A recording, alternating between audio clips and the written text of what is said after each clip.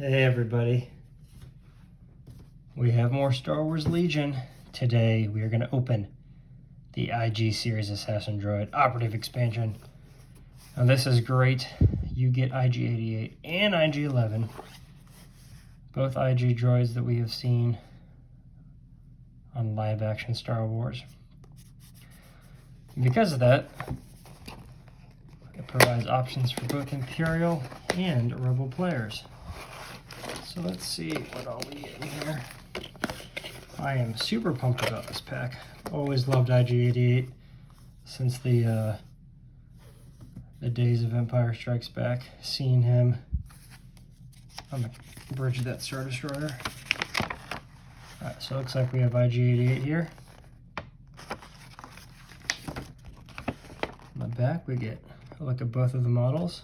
I think that one's IG-88. He's got the Vibro sword, or Vibro blade, I can't talk there. And IG-11's got the double bandolier there with the two weapons. So these guys come on sprues, so we can see here we've got, is it just one? Yeah, let's open it up and see what we got.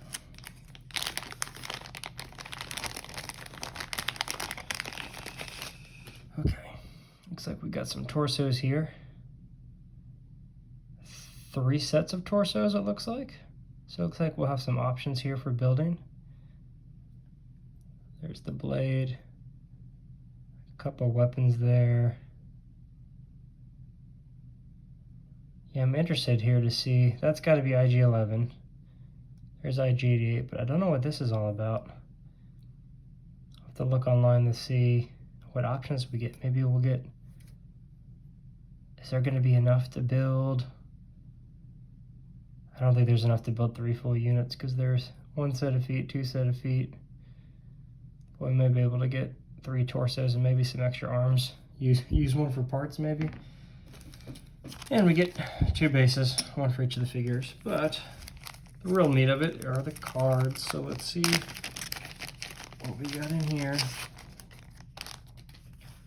Okay. Pretty simple here on the tokens. They don't give you aim dodge tokens anymore, really. We have just the unit tokens. You can see 1 for the Rebels, which will be IG-11.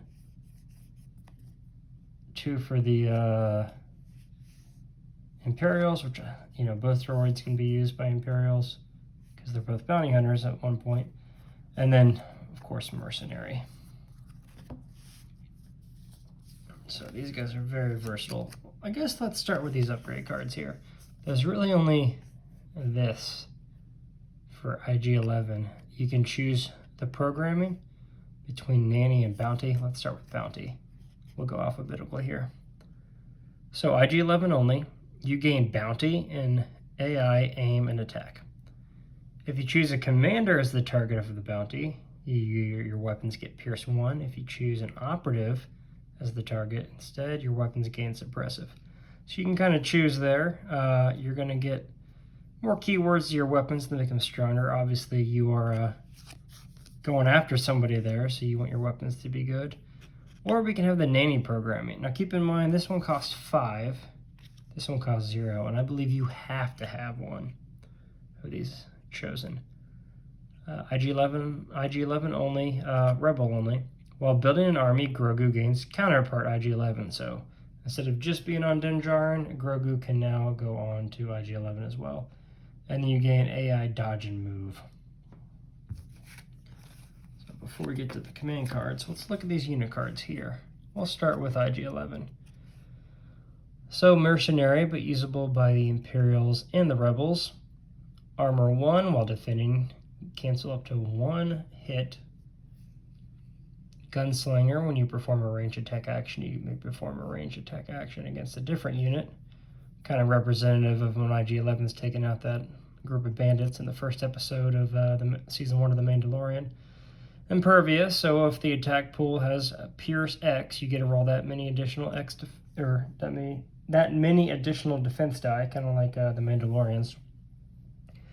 Program, that's right there is where you have to equip one of those programming cards. And then Sharpshooter 1. So when you perform a ranged attack, you reduce the defender's cover by 1. So you can see we've got 5 health with 2 courage. You do get those red defense die because they're armored. And you get surge to hit, movement of 2, so standard there. But let's take a look at these weapons. Overpower, so in melee, they can do 4 red die, which is pretty solid.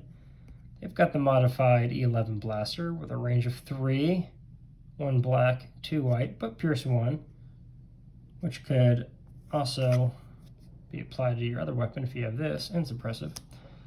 And then the DLT 20A rifle has a range up to 4 with 2 blacks and a white. And then just pierce 1 there, so there's some flavor text. Nurse and protect. And IG-11, the original. Sorry, IG-88, the original. Sorry, I was thinking of the other one.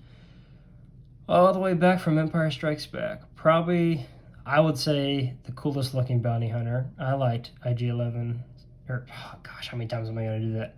I loved IG-88's look probably more than Boba Fett initially. Okay, Armor 1, while defending, cancel up to 1 hit, just like IG-11. Also, you've got the same, actually surge to crit on here. So IG-11 only has surge to hit. The red defense die, 5 health, 2 courage, range of 2. Okay, Arsenal 2, while attacking each mini in this unit, which is just him, can use up to 2 of its weapons. You got Bounty, Impervious, just like the other one in Sharpshooter. So same abilities there. And you'll notice, I think they've got the same upgrades they can apply except for the programming that IG-11 has to have. But this one can only be used by the Imperials. They've got a Vibro Cleaver with Pierce 1, so melee, 1 of every die there. The modified E11 Blaster has Pierce 1 and Versatile, so you could use that in melee, I believe. So that's pretty awesome. And then the rifle as well, which if we look here, pretty similar. The only difference is here they get versatile. IG-88 gets versatile on their E11, and then IG-11 is a little bit stronger in melee, but you do get the pierce to offset that, which you may have anyway on IG-11 if you're running bounty programming. On the back here, we got pierce and vertical. Oh, okay, I'm sorry. You can perform ranged attacks with this weapon while engaged. Gotcha. So technically you can be engaged with the Vibro Cleaver, but then you can use a different weapon, I guess, against a different enemy, if there's one getting close to you. Okay, the command cards. Let's see what we got here. Quite a few, you'll notice. IG-11, IG-11, IG-88, okay. We'll do this. IG-11's 1 pip, Mechanical Carnage. IG-11 loses Gunslinger. The first time they declare an attack action during his activation, instead of attacking normally, you perform 1 attack against each enemy at range 2. So you can jump on into the middle if you're trying to claim an objective. Hopefully you've got several enemy units around and you can attack every single one of them if they're in range 2. Now let's swap over to here. You've got a 2 pip, Machine Made for Killing. Usable by either one of the droids. You have to nominate one of those options though. That droid will gain 1 aim token, Demoralize 3, and Steady, which is pretty awesome. But this is IG-11's big card. You know, in the Mandalorian, he's always trying to self-destruct because he cannot be captured. Manufacturer's protocol dictates that. So the anti-capture protocols. When building a command hand, if your army includes IG-11, this must be included. So you have to have this in your command hand. That's going to take up one of your 3 pip slots. At the end of IG-11's activation, if he has 3 or more wounds, so if he's a little over halfway dead, he performs an attack with the following weapon. Melee, Blast, Impact 3, and Suppressive with 3 reds and 2 blacks. So he is going to explode. I believe that will hit himself as well. Obviously representative of him blowing himself up. So You can run into the middle, shoot a bunch of guys. If you take some hits on the next turn, lay this down and have a huge explosion, then your rest of your units can come in and kind of mop up. Okay, let's move on to IG-88's command cards real quick. Focused on the kill. Permanent. This is nice. When IG-88 is performing an attack against a unit that is the target of a bounty keyword, that unit cannot spend tokens. That is awesome. If IG-88 has wounds equal to or exceeding his wound threshold, he is not defeated until the start of the end phase. So basically, he can take a hit even if he hasn't activated. If he's dead, going to die, he actually is going to get one more turn to kind of finish off. And if he's targeting his bounty, they can't use any tokens against him, which is great. And this is permanent, so if you play this in the first round, you just have that.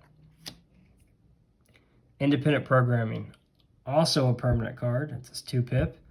Each time IG-88 issues an order to himself, he gains an aim token. IG-88 gains Independent Dodge.